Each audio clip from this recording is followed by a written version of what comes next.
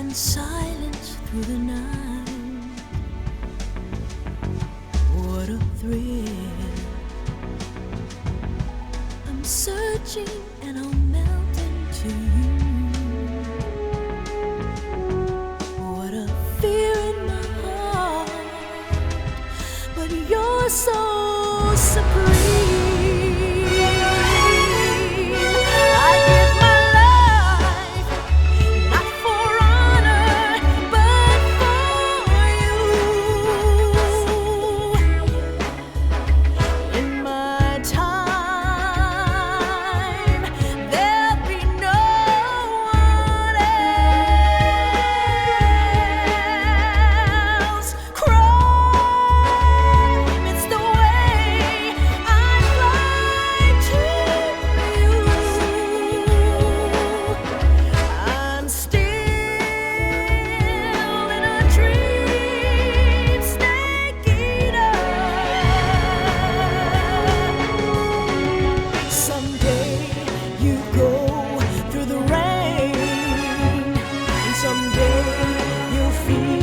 On a tree frog, it's ordeal, the trial to survive.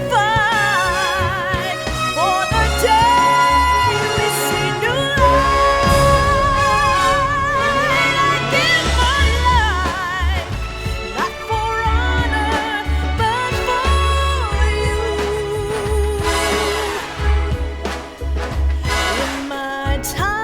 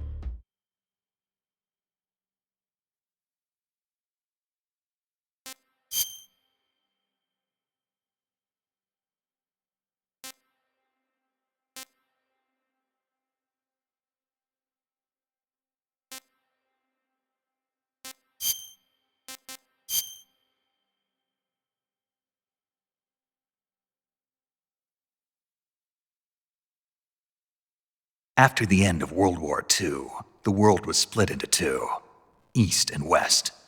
This marked the beginning of the era called the Cold War.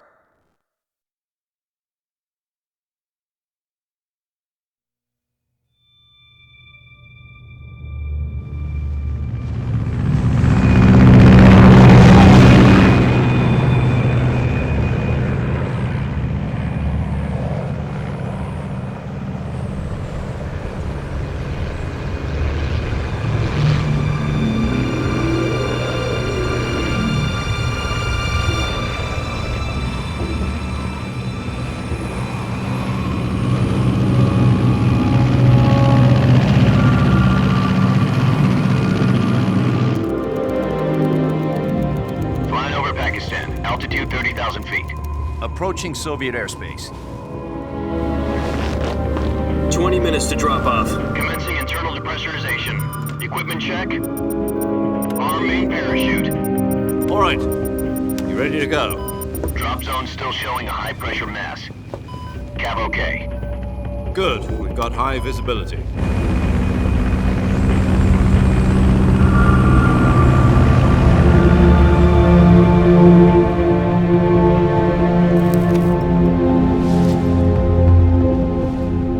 Cigar.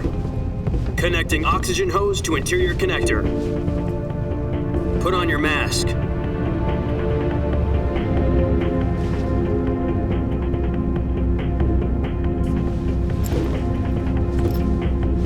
Does this panty waste know what he's doing? Approaching release point. 10 minutes to drop off. Hey, are you deaf? He said put out the cigar and put on your mask.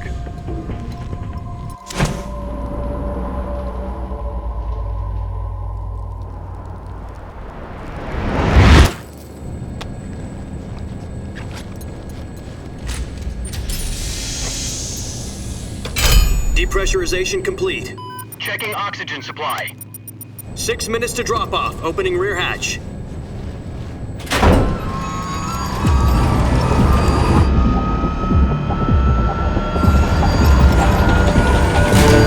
Sunrise.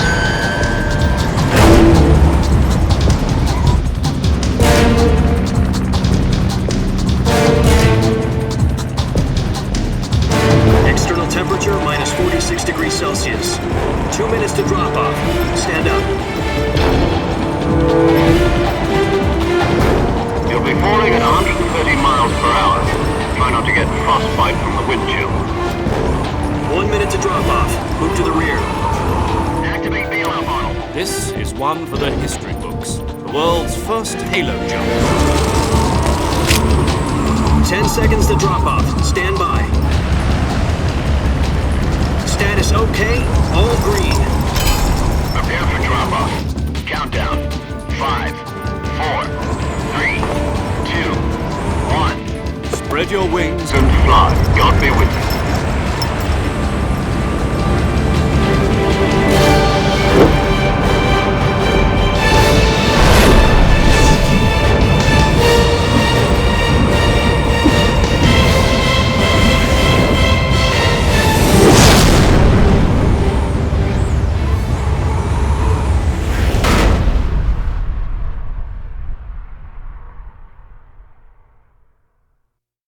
Jack, I've got some important news. The head of the CIA has finally given us the green light for the Virtuous mission. Virtual mission? No, the Virtuous mission. The future of our Fox unit depends on it. If it succeeds, we'll be officially organized into a unit. Virtuous mission? Sounds like some kind of initiation ritual. Don't get cocky. This isn't a training op. Right. So what exactly is this wonderful mission? Well, about 2 years ago, a certain Soviet scientist requested asylum in the West through one of our moles. His name is Nikolai Stepanovich Sokolov. He's head of the OKB-754 Design Bureau, one of the Soviets' top-secret weapon research facilities, and the East's foremost expert on weapons development. Sokolov? Isn't he that famous rocket scientist? The very same. On April the 12th, 1961, the Soviets achieved the first manned spaceflight in history. The Earth was blue, but there was no God. Well spoken. The rocket that carried Yuri Gagarin into orbit was the A-1, known as the Vostok rocket. Sokolov is said to be the man most responsible for the multi-engine cluster used in that rocket. After Gagarin's flight, Sokolov left rocket development to become the head of the newly established Design Bureau. From a lowly technician to head of a design bureau, that's quite a success story. So why'd he want to defect? It seems he'd become afraid of his own creations. Afraid? Call it a crisis of conscience. And for that, he left his country and his family behind and went over the fence? Not exactly. One of his conditions was that his family was also to be taken safely to the West. We used a mole to get the family out first and succeeded in sneaking Sokolov over the Berlin Wall shortly afterwards. I was the one who conducted the operation. The security on the eastern side was still full of holes back then. Then what? We got Sokolov over in one piece, but the whole ordeal had left him exhausted, and we checked him into a hospital in West Berlin. It took him 2 weeks and more than 600 miles to get from the research facility in the Soviet Union to Berlin. He was in no condition to say anything coherent. And it was only a week later that we had something much bigger on our hands. The Cuban Missile Crisis. October the 16th, 1962, President Kennedy received word that the Soviets were in the process of deploying intermediate-range ballistic missiles in Cuba. The President demanded that the Soviets dismantle and remove the missiles. At the same time, he announced a naval blockade to prevent further missile shipments from reaching Cuba. But the Soviets didn't back down, instead placing their armed forces on secondary alert. Soviet transport ships carrying missiles continued on course towards Cuba. US and Soviet forces went on alert for an all-out nuclear war. Frantic negotiations were conducted through the UN's Emergency Security Council and unofficial channels to end the hair-trigger standoff. Finally, on October the 28th, the Soviet Union agreed to remove its missiles from Cuba, and so the world avoided a nuclear holocaust. But in order to get the Soviets to pull their missiles out, we had to make a deal. You mean the one where the US agreed to remove its IRBMs from Turkey? No. The Jupiter IRBMs deployed in Turkey were obsolete, and we were going to get rid of them anyway. They had no strategic value whatsoever to either the US or the Russians. The Turkey deal was a ruse, a cover story that was fed to the other intelligence agencies around the world. So what did the Russians really want? Sokolov. They wanted us to return Sokolov. You mean the Soviets pulled out of Cuba just to get their hands on Sokolov? That's right. What the hell was he working on? At the time, we had no idea. We were running out of time. It was either give up Sokolov or risk full-scale nuclear war. In the end, we had no choice. President Kennedy gave in to Khrushchev's demand. The next day, I got Sokolov out of the hospital, handing him over to agents on the eastern side. Sokolov kept on screaming, "Save me," until he disappeared from my sight. Then a month ago, we received some new information from one of our moles. About Sokolov? Yes. He was taken back to the research facility and forced to continue working on the weapon in question under KGB supervision. What's more, it's on the verge of completion. So what kind of weapon is it? Something to do with space rockets? No, missiles. Same technology. I guess you're right. We don't know the details, but it appears to be a new kind of nuclear device. For half a year now, the Soviets have been conducting frequent nuclear tests at Semipalatinsk. Something to do with the weapon, I assume. We're talking about a secret weapon so big that Khrushchev was ready to pull out of Cuba to get it back. Is Sokolov still in the facility? No. According to our intelligence, he's in Selinoyarsk, a place in the mountains about 3 miles to the west that's known as the Virgin Cliffs. The Virgin Cliffs. Nice name for a virtuous mission. They moved him there just recently. Why? Apparently, they're conducting a field test of the weapon, but it's our best chance to get him back. This mission would never have been possible if he was still in the research facility. This is our last chance. Sokolov must have known that too when he contacted us.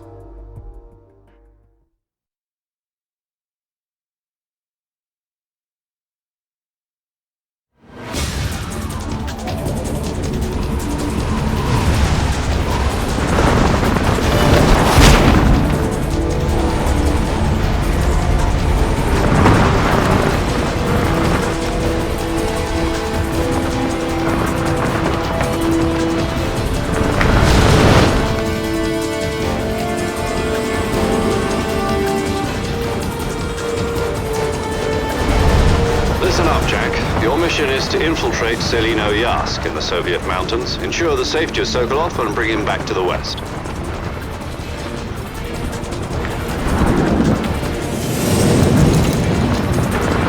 If we don't get Sokolov back before that weapon is complete, we'll be facing a major crisis. The clock is ticking.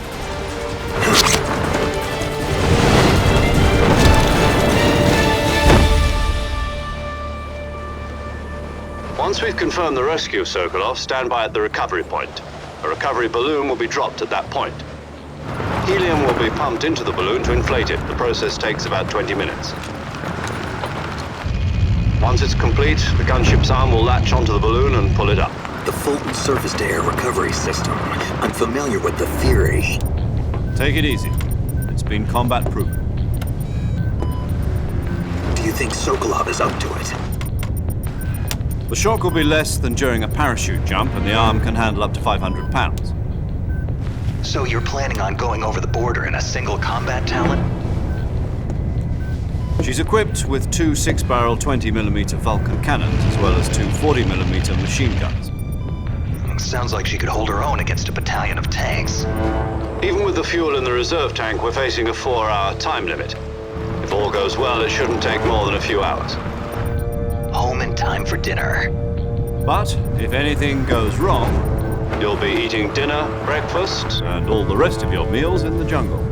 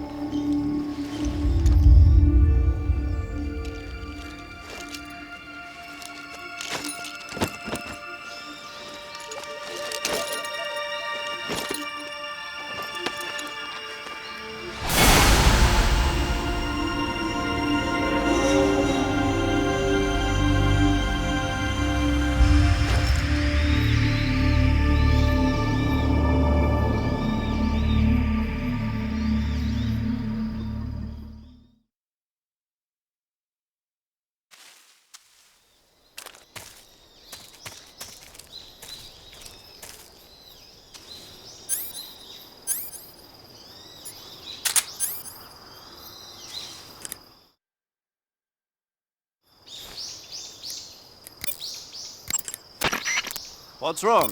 You were expecting something different? Now, go and find Sokolov and get him out of there.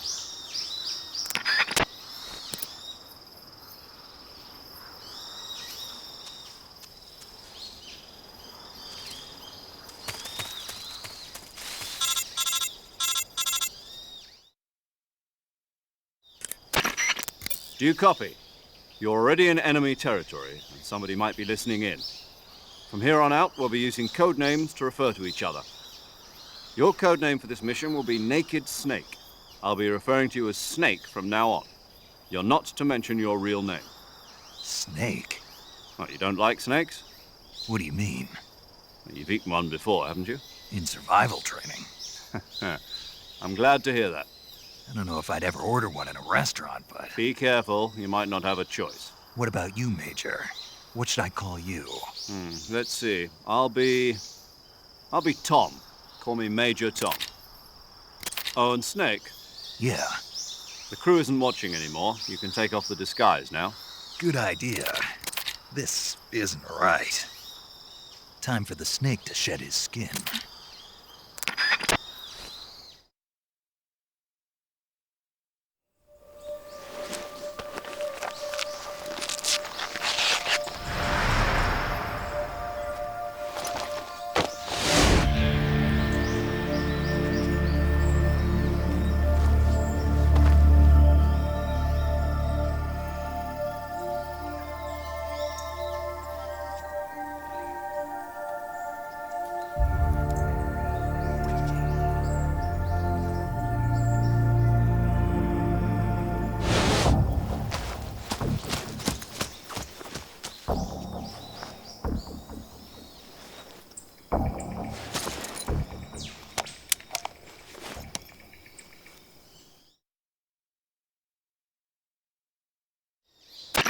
Can you hear me, Major Tom?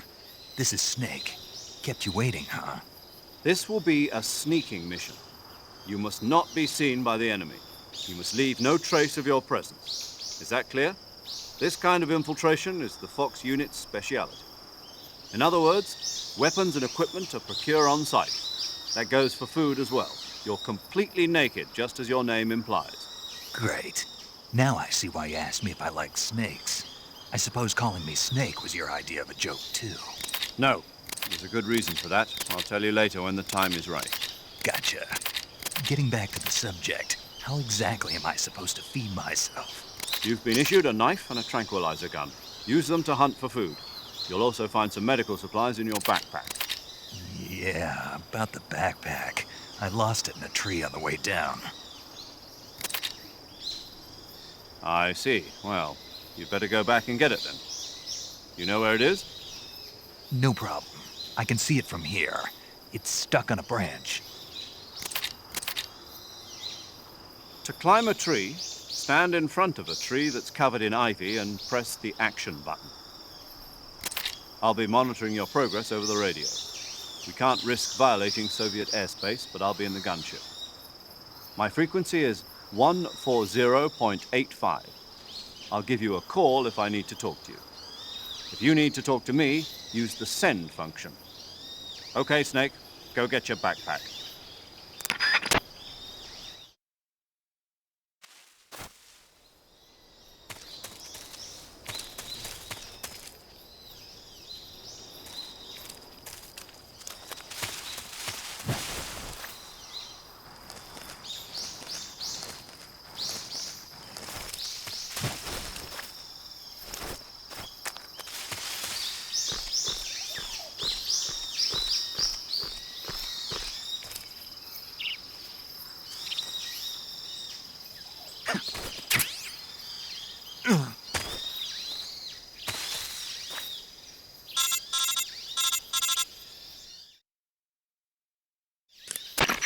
I see you've retrieved your backpack, Snake. To equip a weapon, it's necessary to take it out of your backpack. In the survival viewer, choose Weapon from the backpack. Your available weapons will be displayed in a window in the upper left. From that list, choose the weapon you want to equip and press the Enter button. For other equipped items, just do the same thing from Item. Got it. Use the survival viewer backpack. Yep, that's right. Survival is fundamental to this mission.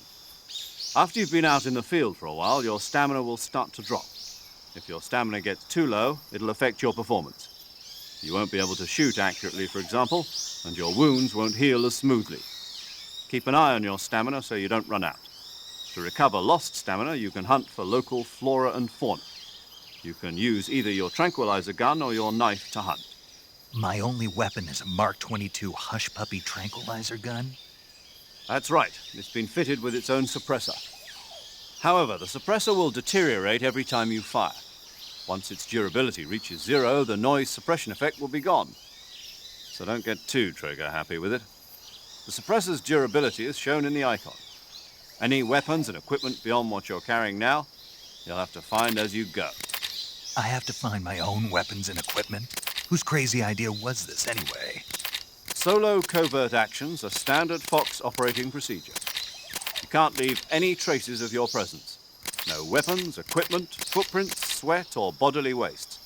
The same goes for bullets and cartridges, too. Your presence in enemy territory is already a violation of international conventions of warfare. There aren't supposed to be any American soldiers in Russia. It could spark an international incident. You can't let anyone see you. You can't let the enemy know you're there. This is a stealth mission. You're a ghost, Snake, in every sense of the word. And there'll be no rescue if you're captured. The military and US government will deny any involvement in the affair. Then I'll just have to take care of myself, huh? I'm afraid so. You've been given a fake death pill for that purpose. SIS guidelines stipulate that soldiers on covert ops like this one be issued a potassium cyanide capsule. Tape it to your body so you can take it when you need to. How generous of you. Use it if you're taken prisoner by the enemy. It'll send you into a state of false death for a short time. Fooling them into thinking that I'm really dead. So, how do I come back to life? Just take the revival pill. You mean that thing they put in my tooth before the mission? That's the one. But be careful. If you remain in a state of false death for too long, nothing will be able to bring you back. Remember that. I'll keep it in mind. You said this was a solo mission, right? Right. I guess that means I can't count on any reinforcements. Correct. The mission rests entirely in your hands. A real one-man army. Relax. There's a support team ready to back you up over the radio. Who? I'll introduce them to you. This time, survival is of utmost importance. The first member of the support team will be in charge of monitoring your physical condition, acting as a medic, so to speak, as well as recording your mission data. She's a member of Fox as well, and she's here on the gunship with me. She. Hello, Snake. I'm paramedic. Nice to meet you. Paramedic. As in a medic who comes in by parachute. Aren't you going to tell me your real name? Are you going to tell me yours, Mr. Snake? My name, huh? It's John Doe. And they call you Jack for short. You're a regular Captain Nemo. A name means nothing on the battlefield. After a week, no one has a name. What's your name? Jane Doe. Very funny. I wasn't joking, but I'll tell you my name only if you manage to make it back alive. My frequency is 145.73. She's also in charge of recording your mission data. Whenever you want to save, send a message over the reserved save frequency, 140.96. So saving lets me record my mission data. That's right. It also records the state of your health. Good to know. There's one more person I want to introduce you to, Snake. Huh? Speaking of snakes, you remember the boss, don't you? A legendary soldier and your mentor. Actually, it was the boss that got the DCI's authorization in the first place. She's going to be serving as Fox's mission advisor. Boss is? She also helped me plan this mission. She and I were at SAS together. Jack, is that you? How many years has it been? Boss? That's right. It's me. Talk to me. Let me hear your voice. It's been 5 years, 72 days, and 18 hours. You've lost weight. You can tell just by the sound of my voice. Of course I can. I know all about you. Really? Well, I don't know anything about you. What's that supposed to mean? Why'd you disappear on me all of a sudden? I was on a top-secret mission. You didn't need me anymore. But there were still so many things I wanted you to teach me. No, I taught you everything you needed to know about fighting techniques. I taught you all I could. The rest you needed to learn on your own. Techniques, sure. But what about how to think like a soldier? How to think like a soldier? I can't teach you that. A soldier needs to be strong in spirit, body, and technique. And the only thing you can learn from someone else is technique. In fact, technique doesn't even matter. What's most important is spirit. Spirit and body are like two sides of a single coin. They're the same thing. I can't teach you how to think. You'll just have to figure it out for yourself. Listen to me, Jack. Just because soldiers are on the same side right now doesn't mean they always will be. Having personal feelings about your comrades is one of the worst sins you can commit. Politics determine who you face on the battlefield. And politics are a living thing. They change along with the times. Yesterday's good might be tomorrow's evil. Is that why you abandoned me? No, it had nothing to do with you. I already told you, Jack. I was on a top-secret mission. A soldier has to follow whatever orders he's given. It's not his place to question why. But you're looking for a reason to fight. You're a natural-born fighter, but you're not quite a soldier. A soldier is a political tool, nothing more. That's doubly true if he's a career soldier. Right and wrong have no place in his mission. He has no enemies and no friends. Only the mission. You follow the orders you're given. That's what being a soldier is. I do whatever I have to get the job done. I don't think about politics. That's not the same thing. Sooner or later, your conscience is going to bother you. In the end, you have to choose whether you're going to live as a soldier or just another man with a gun. There's a saying in the Orient, loyalty to the end. Do you know what it means? Being patriotic. It means devoting yourself to your country. I follow the president and the top brass. I'm ready to die for them if necessary. The president and the top brass won't be there forever. Once their terms are up, others will take their place. I follow the will of the leader, no matter who's in charge. People aren't the ones who dictate the missions. Then who does? The times. People's values change over time, and so do the leaders of a country. So there's no such thing as an enemy in absolute terms.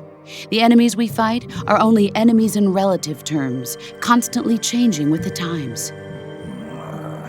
As long as we have loyalty to the end, there's no point in believing in anything, even in those we love. And that's the way a soldier's supposed to think? The only thing we can believe in with absolute certainty is the mission, Jack. All right, but do me a favor. What is it? Call me Snake. Snake. Your code name is Snake. It suits you well. That's right. The legendary unit that the boss put together during World War II was a snake. The Cobra unit, a group of heroes that brought the war to an end and saved the world. As long as you've got a legendary hero backing you up, you'll be fine. Isn't that right, Snake? Yeah, I can't think of anyone else I'd rather have with me. Oh, and one more thing, boss. Yes? It's good to hear your voice again. Same here. After all, who knows if either of us will make it out alive? Snake, you are always best at urban warfare and infiltrating buildings. But this is the jungle. Survival is going to be key. Those CQC techniques I taught you are sure to come in handy. CQC? Close quarters combat, huh? I've been in the Green Berets for the past few years. I'm probably pretty rusty. Not to worry. I'll be here to help you remember. After all, this is your first actual survival mission. I'll be supporting you over the radio. Where are you, boss? Next to the Major? The boss is communicating with us by radio from aboard a Permit-class submarine in the Arctic Ocean. My frequency is 141.80. Call me if you need my advice on battle techniques. Gotcha. Your mission is to retrieve Dr. Sokolov. Dr. Sokolov is being held in an abandoned factory located to the north of your current position. Avoid heavy combat and don't let anyone see you. Don't forget that this is a stealth mission.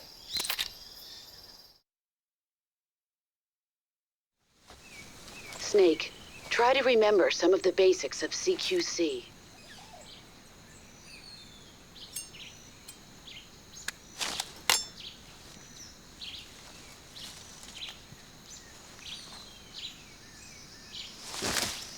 Commencing virtuous mission now.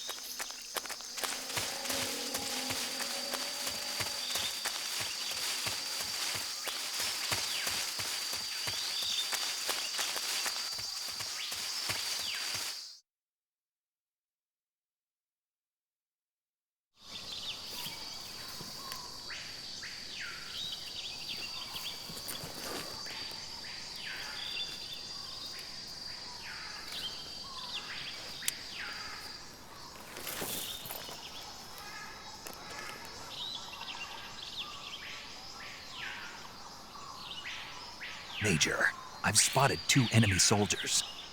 They're probably KGB troops sent to guard Sokolov. AK-47s and grenades.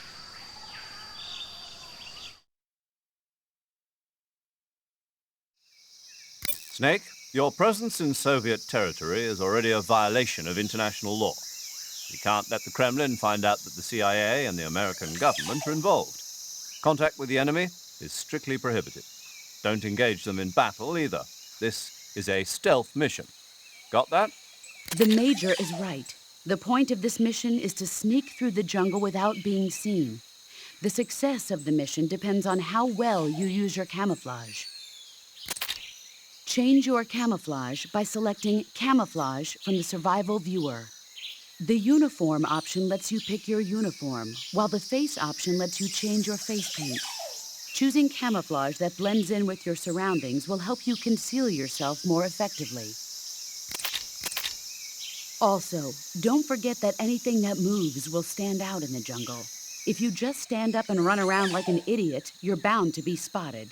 But if you crawl instead, you should be able to sneak by without being noticed. You can see how effective your camouflage is by looking at the Camo Index. The Camo Index shows how well your current camouflage blends in with the surrounding area. The higher the value, the harder you are to spot, and vice versa. The key is to make yourself one with nature. Keep that in mind as you go along, okay?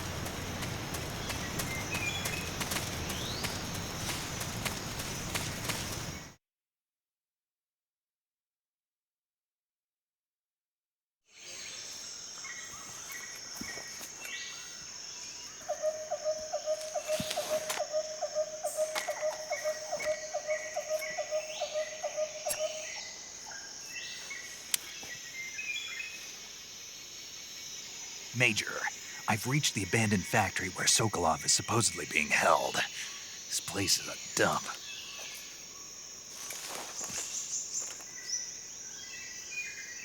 I can't see Sokolov from here. The security is pretty tight.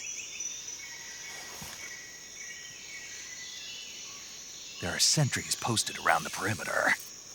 I wonder how many are inside.